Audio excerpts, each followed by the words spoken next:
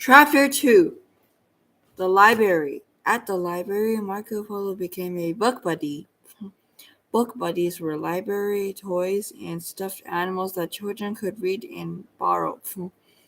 Each book buddy had a journal so the child could write up or draw the toys adventure at their house. At all the children loved Marco Polo. At the library, they read stories to him. His favorite ones were about mice that had adventures. He especially loved stories about Garimano Slutin, Saturula Baby Mouse, and Ralph from the Mouse and Motorcycle. The children played with him in the library. Sometimes he slept in dollhouse. Other times a child built him a mouse-sized city with the blocks. The wire in his tails and his arms helped him swing from fingers, coat hangers, table edges, and bookshelves. Being a book buddy seemed like to be a perfect job for a brave explorer, especially for one very big problem. Marco Polo hardly ever left the library. Marco, most parents never gave him a chance. Don't pick that one, they'd say. He's too small. He might get lost. Marco Polo would go back on the shelf. He'd watch the child choose Homer the owl or Dazzle the unicorn or Olive the hen and her chick, Roger. The other book buddies had journals full of adventures, but Marco Polo's only had a few pages filled. It's hard to be a brave explorer when you can't go anywhere, Marco Polo thought over and over again. Then on one day, Seth came to the library with his dad and little brother. Marco Polo liked Seth because he read adventures books. Today, Seth wore a blue shirt with a cactus on it. Marco Polo imagined himself in the desert. He'd run across the hot sand. He'd eat cactus flowers and sip cactus juice. Coyotes may chase him. Rattlesnakes might snap their jaws at him. But brave explorers are never afraid. Ding ding dong, ding ding dong.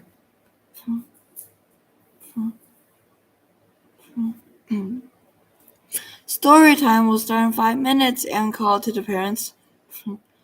And children reading in the bandbags and playing games at little tables. Today I'm going to read stories about chickens. Get ready to cluck. Our first book is Interrupting Chicken. Nate, you'll love that one, Seth told his little brother. It's so funny. I read it when I was little. Cluck, cluck, said Nate, and smiled at them. And we can't have a chicken story time without Oliver and Roger. Rogie, she said. They'll be our guests of honor. Would you boys carry them for me? For me?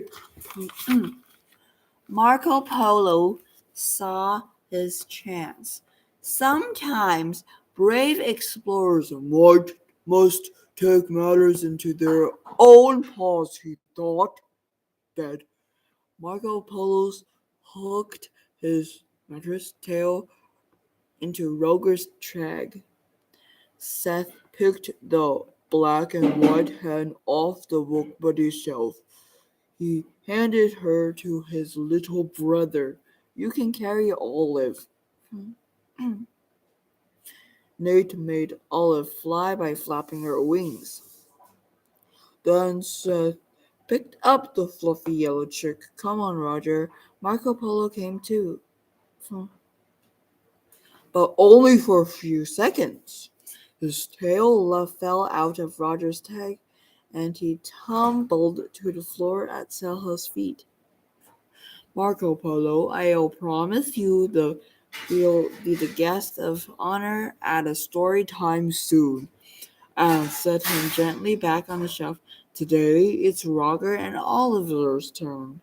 Marco Polo is a funny name for a mouse, Seth's dad said. I thought he looked like a brave explorer ready for adventures, Aunt said.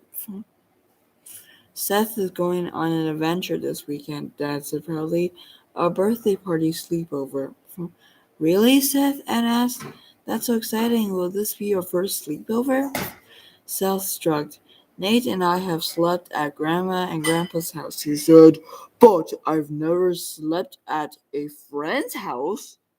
Lots of kids are coming to Ben's birthday party, Dad said, but Ben could only pick one friend to sleep over, and he picked Seth. Can I borrow Marco Polo? Seth asked. I wanted to take him on my sleepover. Yes, a sleepover would be perfect adventure for a brave explorer, Marco Polo thought. I don't know, Dad said. He's small. I'm afraid he's getting lost. How about this one? He's so cute too. No, thank you, Snow said. Dad, pick up Homer the Owl. Or this one? Sal shook his head. I only want Marco Polo, he said sadly.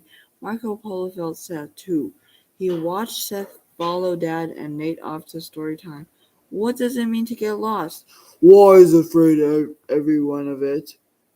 He wished Seth's dad would give him a chance. He'd proven that being small was not a bad thing. Thank goodness. Godness they're gone, a voice said. I've been holding this sneeze in all morning. Chapter 3. Yay.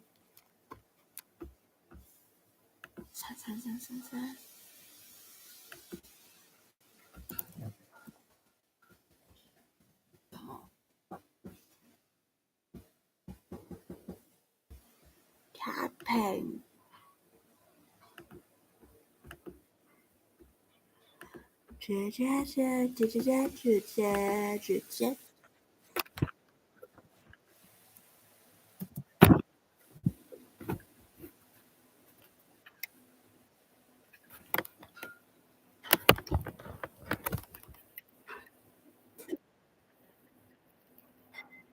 Ding. Oh no.